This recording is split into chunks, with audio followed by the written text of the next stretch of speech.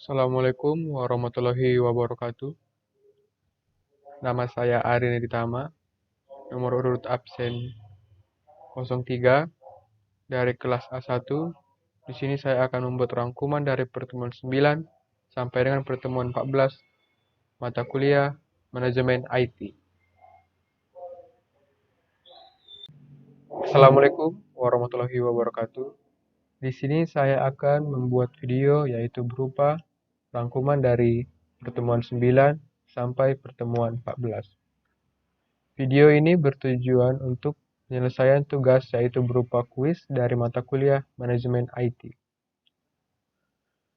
yaitu dari yang terhormat Bapak Angga Pratama, Eskom MSI. Jadi, di sini saya akan memulai pembahasan terlebih dahulu melalui materi pertemuan ke-9, yaitu manajemen perkantoran.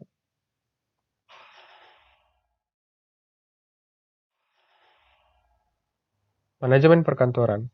Kantor adalah sebuah ruang atau tempat kerja di sebuah organisasi. Tetapi sekarang kantor bukan hanya sekedar tempat, melainkan juga sebagai sarana kegiatan penyediaan informasi dengan tujuan memudahkan pelaksanaan tugas karyawan di segala bidang. Sasaran utama kantor adalah memberikan dukungan serta pelayanan terhadap suatu pihak, sehingga menyenangkan pihak tersebut dan meningkatkan citra dalam sebuah organisasi. Menurut Mills 1990, manajemen perkantoran merupakan seni pembimbing personel kantor dalam penggunaan atau menggunakan sarana sesuai dengan lingkungan demi mencapai tujuan yang telah ditentukan. Tujuan manajemen perkantoran yaitu yang pertama, bisa kita ketahui kantor itu dapat mencakup banyak tujuan. Salah satunya tujuan dari memberikan keterangan, yaitu keterangan yang lengkap dan diperlukan siapa saja yang berhubungan atau yang berurusan dengan kantor tersebut. Yang kedua, memberikan catatan dan laporan yang cukup. Ketiga, memberikan kerjaan ketatausahaan yang cermat. Dan keempat, membuat catatan dengan biaya minimal atau seminimal mungkin.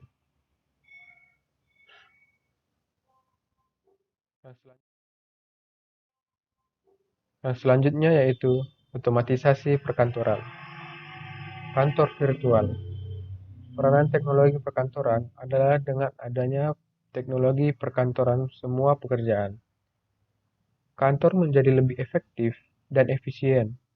Informasi juga menjadi semakin ringkas, akurat, dihasilkan pada waktu yang tepat dengan biaya relatif rendah. Teknologi perkantoran memiliki dampak positif dan dampak negatif. Di sini saya akan menjelaskan atau memberitahukan salah satu dampak, bukan salah satu, ada beberapa dampak positifnya, yaitu satu, tenaga penggerak. Otomatisasi perkantoran membuat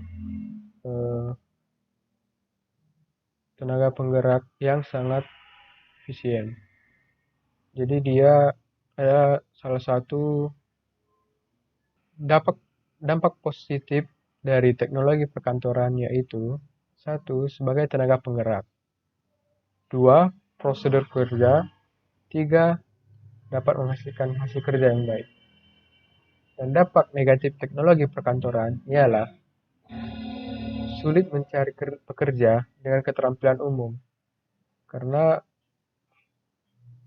yang ada di suatu kantor itu harus memiliki suatu keterampilan yang cocok dengan pengelolaan dokumen dan pekerjaan yang ada di kantor tersebut. Jadi sulit untuk mencarinya. Yang kedua, menambah pengangguran atau tenaga kerja yang dibutuhkan akan semakin sedikit. Tiga, pemeliharaan mesin yang kurang baik akan menimbulkan pemborosan bagi perusahaan. Keempat, Bila terjadi penggantian mesin baru, akan berakibat pada perubahan metode, prosedur, dan perlu diadakannya pelatihan kerja. Dan tentunya akan sangat memakan waktu lebih lama lagi. Walaupun memakan waktu lebih lama, otomatis si perkantoran itu nanti akan berdampak positif juga setelah melakukan penggantian mesin tersebut. Otomatisasi perkantoran adalah sebuah rencana untuk menggabungkan teknologi tinggi melalui perbaikan proses pelaksanaan pekerjaan demi meningkatkan produktivitas pekerjaan.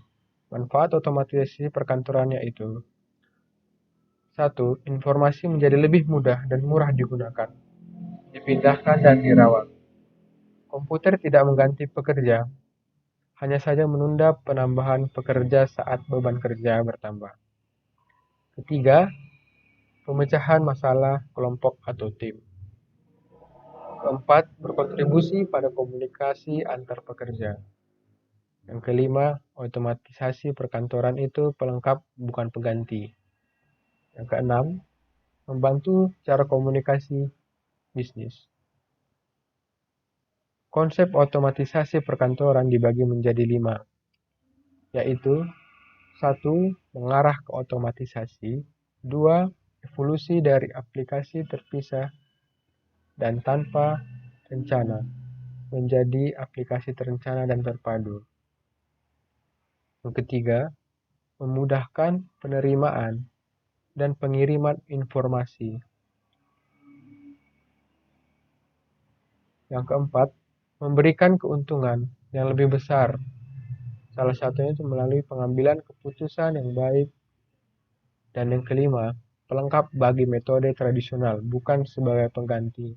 Jadi di sini dia hanya sebagai pelengkap, bukan seolah-olah mengganti dari metode tradisional tersebut. Selanjutnya saya akan memberitahukan macam-macam otomatisasi perkantoran.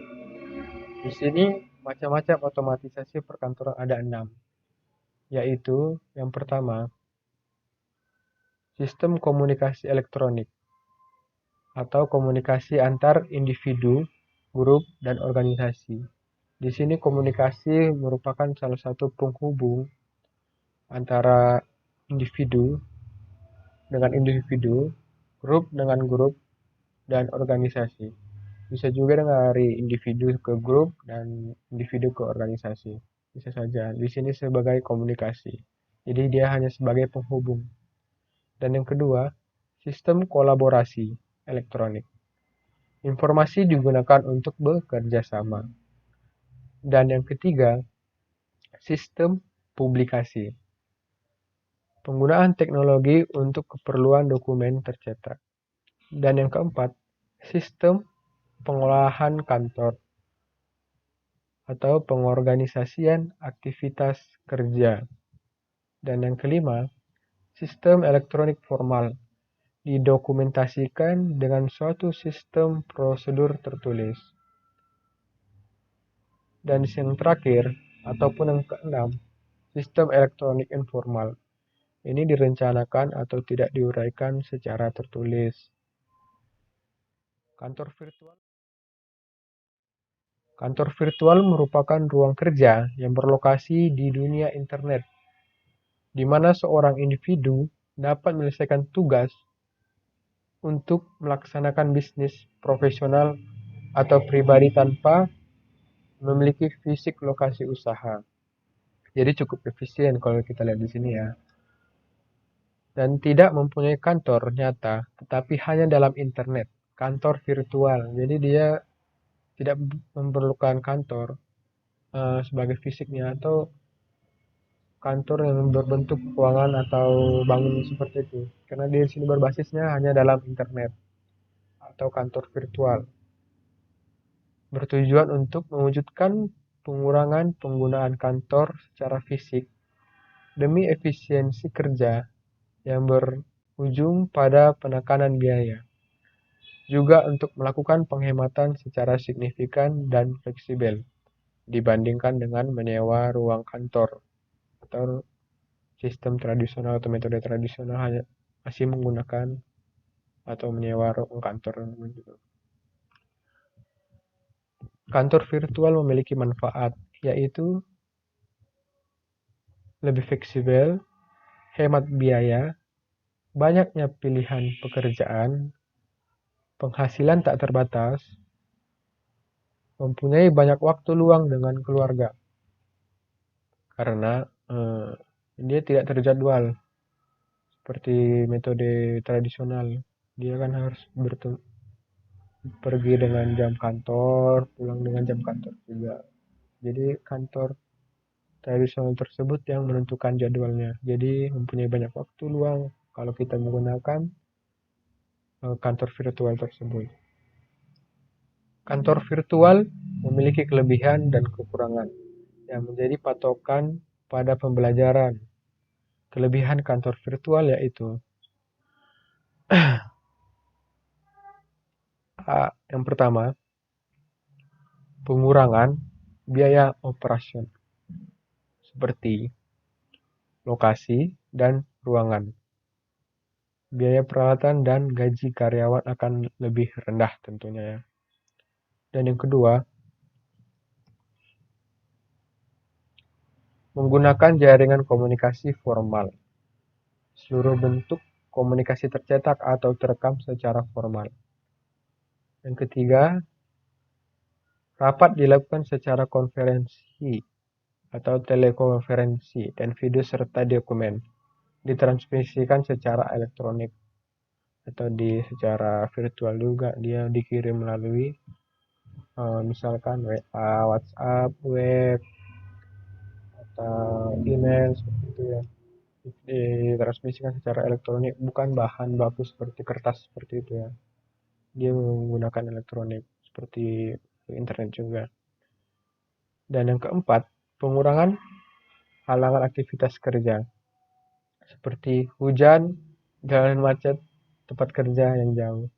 Karena kantor virtual ini kita tidak perlu pergi ke suatu tempat, melainkan kita bisa mengerjakannya dari rumah. Itulah salah satu kelebihannya.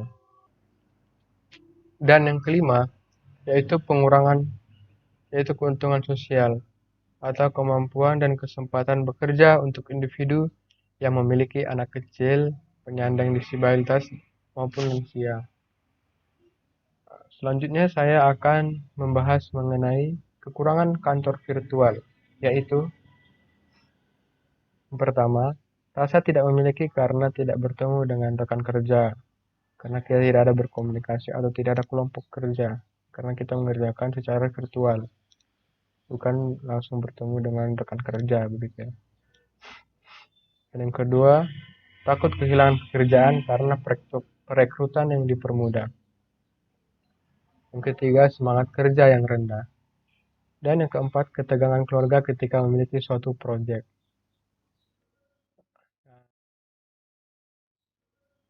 Nah, yang selanjutnya kita lanjut ke sistem informasi manufaktur.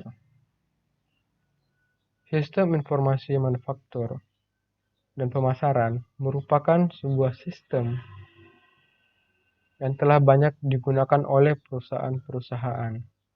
Sistem informasi manufaktur merupakan sistem yang digunakan untuk mendukung fungsi produksi yang mencakup seluruh kegiatan yang terkait dengan perencanaan dan pengendalian.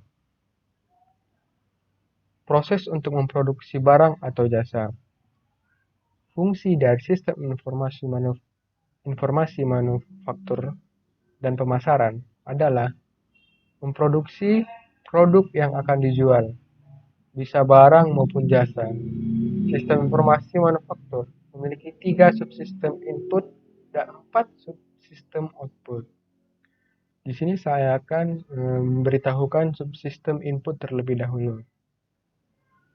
Subsistem input. Yang pertama, sistem informasi akuntansi. Sistem informasi yang mengumpulkan data intern yang menjelaskan tentang informasi manufaktur dan data lingkungan yang menjelaskan suatu transaksi perusahaan dengan pemasok. Yang kedua, subsistem industrial engineering.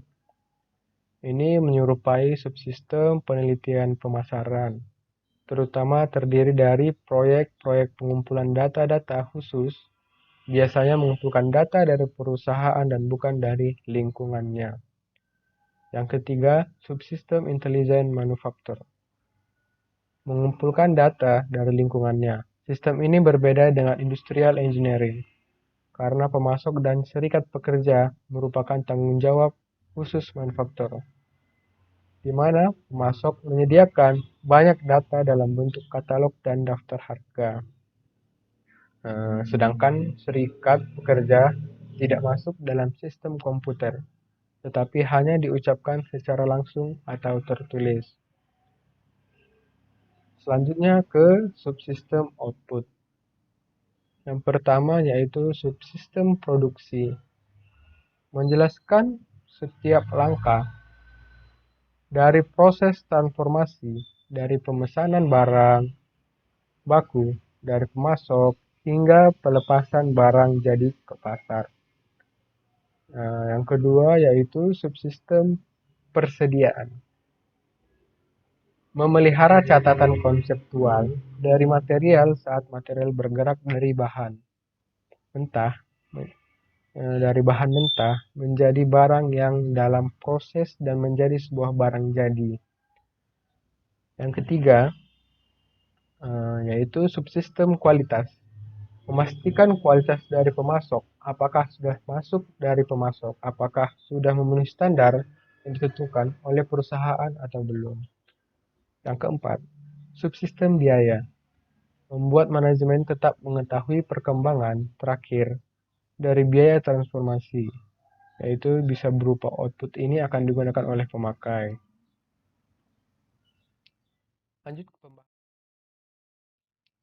Lanjut ke pembahasan selanjutnya, atau pertemuan selanjutnya. Sistem informasi keuangan. Sistem informasi keuangan merupakan suatu subsistem dari CBIS yang merupakan atau yang memberikan informasi kepada orang atau kelompok,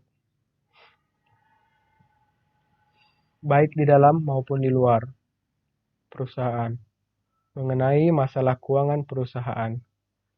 Informasi yang diberikan biasanya disajikan dalam bentuk laporan, baik yang berbentuk laporan periodik maupun laporan khusus yang disesuaikan dengan kebutuhan si pengguna informasi. Di sini ada beberapa model sistem informasi keuangan, yaitu terbagi menjadi dua, yaitu subsistem input dan subsistem output.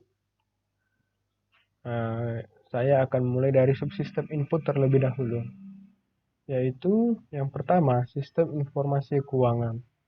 Sistem informasi keuangan merupakan satu-satunya komponen input yang terdapat pada seluruh sistem informasi fungsional. Secara lebih mendasar, sistem informasi akuntansi adalah dasar yang di atasnya akan dibangun semua subsistem yang akan berorientasi pada CBIS. Jika perusahaan tidak mempunyai sistem informasi yang baik, maka perusahaan tersebut tidak akan berharap memiliki sistem informasi manajemen sistem pengambilan keputusan juga, atau DSS. Yang kedua, subsistem informasi anggaran. Proses pembuatan anggaran biasanya berisi sejumlah keputusan semi terstruktur. Dan yang ketiga, subsistem audit internal.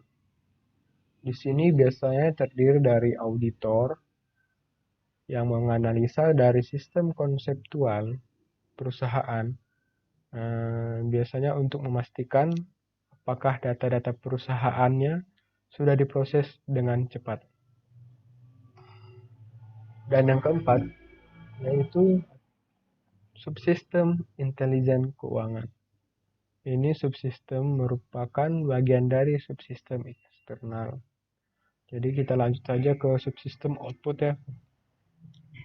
Di subsistem output ini diawali dengan subsistem peramalan, atau yang pertama itu subsistem peramalan.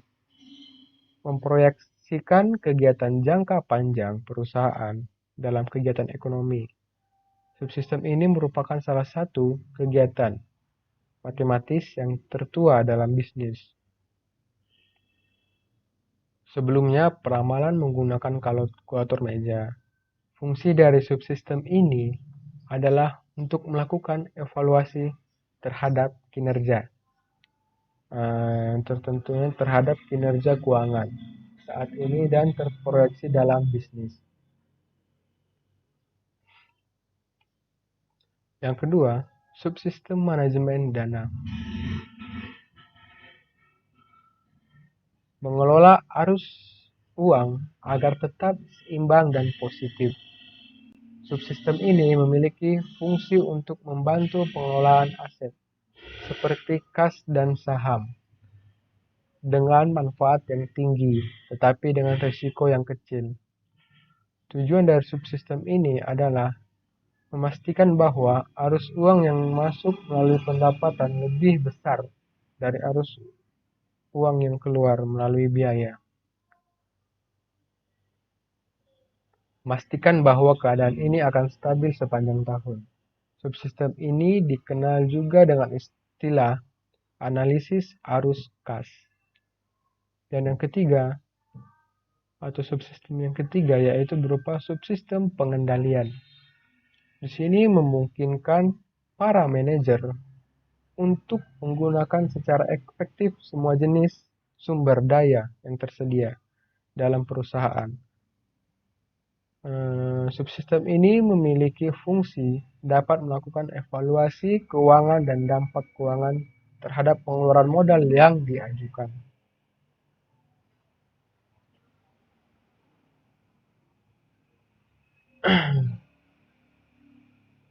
Dan masuk ke materi selanjutnya, yaitu sistem informasi. Yaitu sistem informasi sumber daya manusia dan sistem informasi sumber daya informasi. Di sini saya akan membahas terlebih dahulu mengenai sistem informasi sumber daya manusia. Apa itu sistem informasi sumber daya manusia? Sistem informasi sumber daya manusia adalah sistem yang digunakan dalam mengelola personil yang ada di dalam perusahaan. Setiap perusahaan yang besar atau kecil sekalipun biasanya memiliki fungsi sumber daya manusia yang dapat atau yang menangani banyak proses khusus yang berhubungan dengan personil manusia. Karena di sini dia sumber daya manusia. Jadi targetnya yaitu manusia sebagai pekerjanya, atau manusia sebagai salah satu yang bekerja dalam suatu organisasi atau perusahaan. Ya. Ada 4 kegiatan utama dari sumber daya manusia, yaitu yang pertama, di sini merupakan perekrutan dan penerimaan. Yang kedua, pendidikan dan pelatihan. Yang ketiga, manajemen data. Dan yang keempat atau yang terakhir, di sini penghentian dan administrasi tunjangan. Itulah merupakan kegiatan utama dari sumber daya manusia, atau bisa dibilang tahapan-tahapan dalam perekrutan atau pengambilan sumber daya manusia. Mulai dari perekrutan sampai administrasi tunjangan itu berupa gaji, ya. Dan selanjutnya yaitu saya akan membahas berupa sistem informasi sumber daya informasi, yaitu bisa disingkat sistem informasi SDI atau SDI atau tulisannya, ya. Sistem informasi sumber daya informasi diartikan sebagai sistem yang menyediakan informasi mengenai sumber daya informasi perusahaan pada para pemakai di seluruh perusahaan. Biasanya yaitu manajer manajer dari suatu perusahaan.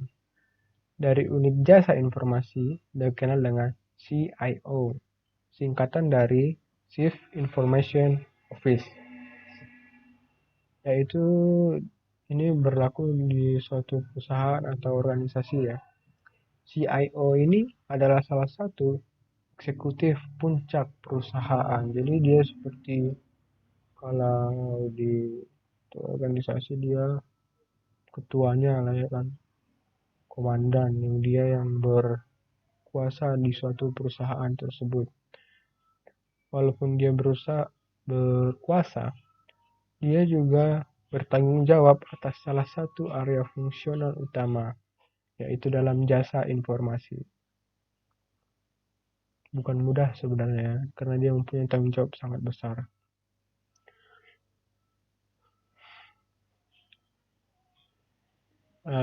Yaitu kita akan membahas dari keamanan sistem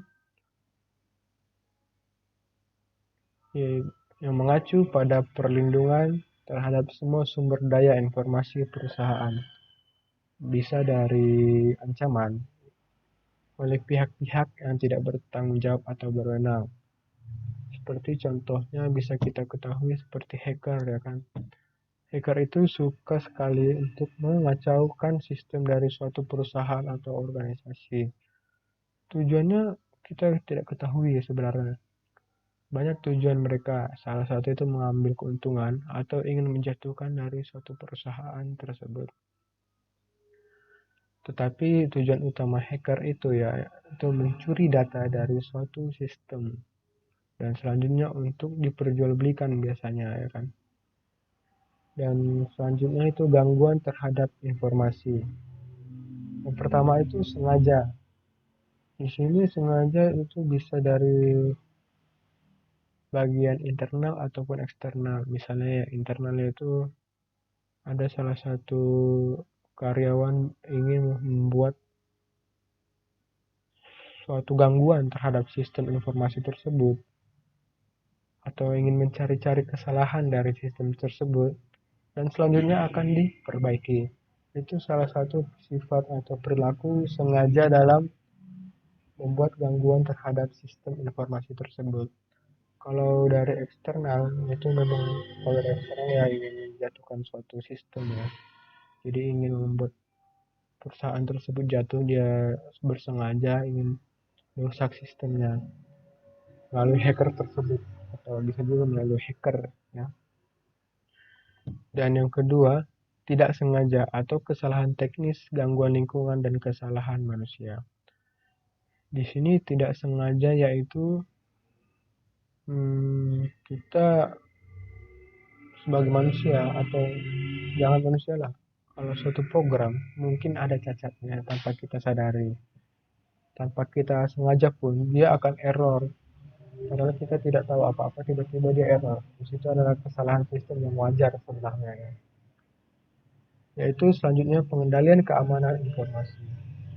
Mekanisme yang diterapkan baik untuk melindungi perusahaan dari risiko atau meminimalkan dampak risiko pada perusahaan. Di sini kita lihat dari sebelumnya ini sangat berkaitan ya dari pengendalian keamanan, gangguan terhadap sistem informasi dan keamanan sistem tersebut.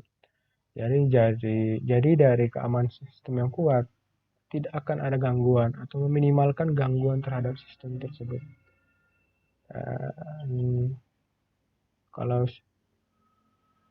keamanan sistem yang kuat, pengendaliannya pun akan lebih mudah seperti itu ya. Oke, pengendalian keamanan informasi. Mekanisme yang diterapkan baik untuk melindungi perusahaan dari risiko atau meminimalkan dampak risiko pada perusahaan. Seperti yang kita bilang tadi. Ini utamanya sebenarnya keamanan sistem tersebut atau security ya. Kalau security yang bagus akan meminimalkan dampak negatif dari atau pencurian data dari organisasi-organisasi lain yang ingin mengambil untung dari perusahaan tersebut. Oke, yang selanjutnya strategi pengurangan biaya manajemen informasi. Di sini untuk mengurangi biaya manajemen informasi, Yang pertama harus kita tahu yaitu konsolidasi. Di sini konsolidasi itu merupakan mengurangi jumlah lokasi sumber daya informasi yang terpisah. Jadi dengan konsolidasi ini kita akan menyatukan sumber atau mencari sumber yang kira-kira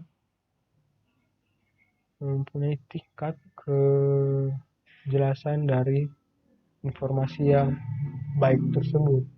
Jadi kita tidak perlu, atau lebih bisa dibilang kita lebih mendalami sumber dari sistem informasi mana yang lebih baik dan bisa kita mendekatkan sumber tersebut dengan konsolidasi itu.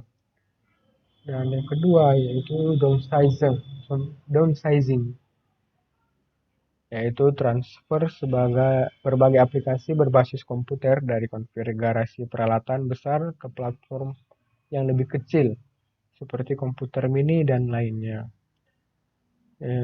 Selanjutnya yaitu smart sizing. Oh ya, downsizing itu berupa tindakan membuat suatu program yang besar menjadi program yang kecil atau lebih efisien. Di sini banyak dampaknya. Bisa mengurangi biaya, membuat tempat menjadi lebih luas atau pengurangan pemakanan tempat oleh misalnya aplikasi tersebut misalnya besar kan. Kalau kita mengurangi ukuran atau buat lebih efisien aplikasi tersebut, tentu memori yang dibutuhkan oleh aplikasi atau sistem tersebut akan lebih sedikit. Dan yang selanjutnya yaitu smart sizing, atau yang ketiga yaitu smart sizing, yaitu pemindahan ke sistem yang kurang mahal tetapi penuh daya. Maksudnya di sini kurang mahal, dia tidak hanya berpatokan kepada sistem yang mahal biar bagus gitu ya, tapi kita kurangi sedikit keinginan dia lebih murah tapi bisa bersaing dengan sistem yang mahal tersebut atau sistem yang membutuhkan biaya yang sangat besar tersebut. Dan yang selanjutnya yaitu outsourcing, mengontrakkan keluar semua atau sebagian operasi komputer perusahaan ke dalam organisasi di luar perusahaan. Oke, sepertinya cukup seperti sekian yang saya sampaikan.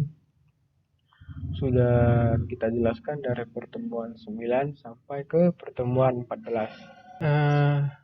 Dari pertemuan 9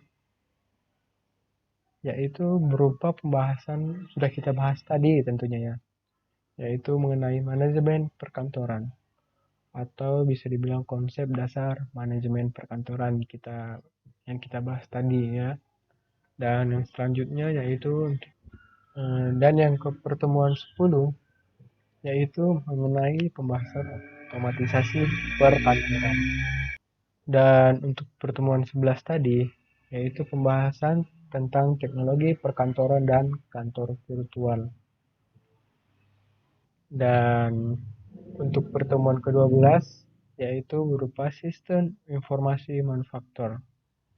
Dan untuk pertemuan yang ke-13 yaitu sistem informasi keuangan. Pembahasan kita yang terakhir tadi yaitu sistem informasi sumber daya manusia dan sistem informasi sumber daya informasi, atau bisa disingkat dengan sumber SDM dan sistem informasi sumber daya informasi atau SISDI.